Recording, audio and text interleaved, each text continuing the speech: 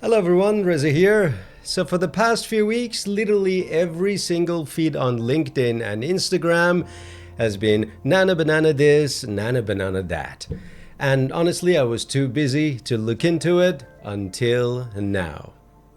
I thought, well, what's the big deal? Why everyone's losing their minds over this?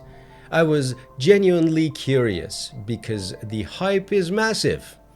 So I made myself a little case study and I'm going to share everything with you guys. You know, the good bits, the mistakes, the funny fails, all of that. I'm sure you will enjoy watching me suffer through it. So let's jump in.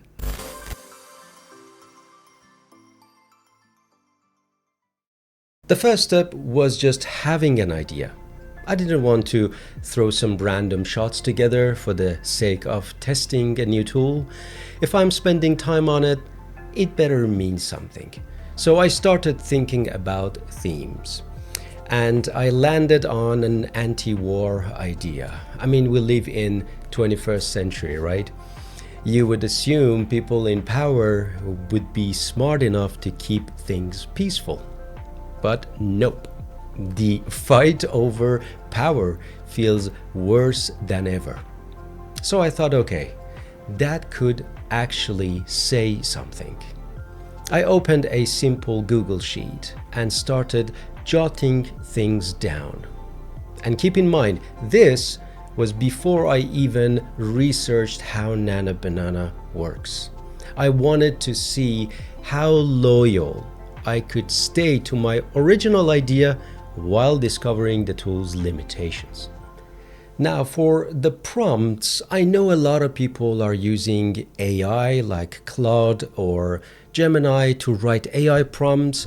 Call me crazy, but I hate that idea. I was like, nah, I'm going to write my own prompts. At least I'm doing something myself. Then I subscribed to Higgsfield and started playing around with Nano Banana. My approach might have been totally wrong, by the way, was to generate images first, because most AI video tools usually ask for at least one reference frame to begin with, and I didn't have any. So I started with the lost childhood shot, which is pretty much the first shot, one take, super simple, and I thought to myself, wow, that will be fast. Yeah, I could not have been more wrong on this one. Next was the family photo shot, the close-up of the fridge. I actually skipped the wide angle shot that comes before that because I thought, well, if I start with the close-up, then I can just simply ask Nano Banana to zoom out of that close-up and make the wide angle. The family photo went okay. The sister should have been just a bit older than the boy, but that's okay. I didn't want to be too fussy on my first try.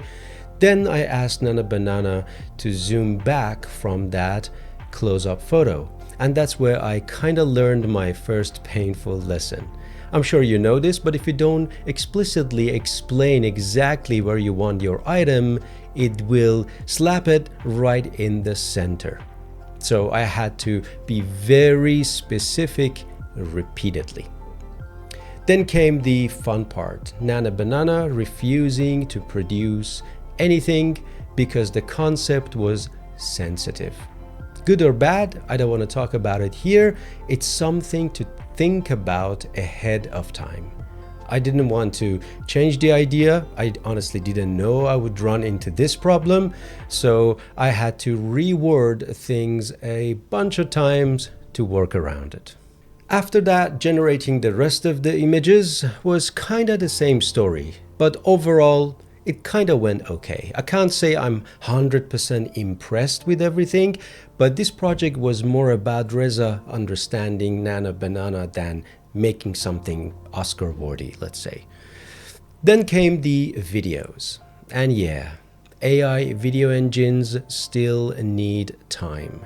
I noticed a lot of weak spots. I tried multiple tools, but Kling got me the closest result. The easy part with Kling Turbo is that it asks for start and end frame. So if you want, let's say, a head turn, just give it those two poses from Nano Banana and you're good. I use 16:9, 2K videos, sometimes 5, sometimes 10 seconds.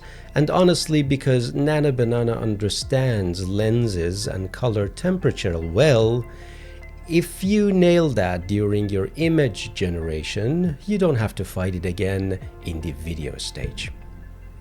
Now let's talk about fingers. You would think AI fixed that problem by now, huh? No. I had a close-up shot called The Grip where the sister tightens her brother's pinky out of fear. I asked for that shot maybe 10 times in Nano Banana and Kling, and I got whatever that was. Another weak spot, Kling 2.6 with audio. That option really didn't work for me. I added audio cues into the prompt so it could help out the engine, but I got random voiceovers. Soft but clear wing flap sounds resonate distant echo fades with rubble ambience. For sound, I use royalty-free music from Solar Composer. Amazing stuff. I highly encourage you to check him out. Added a few wishes, sound effects, and that was pretty much my whole sound design work. Final thoughts. I've got mixed feelings, I'm not gonna lie. If you treat AI as a tool, like an assistant, it can help you to be super efficient. But the moment you let that assistant become your boss, you end up in the backseat doing almost nothing. And honestly, at least to me, that feels pretty terrible. Like any tech, it all comes down to how you use it, responsibly or obsessively. Anyhow, I had fun doing this and I wanted to share my journey with you all. I'm still very new to all of this, I gotta say.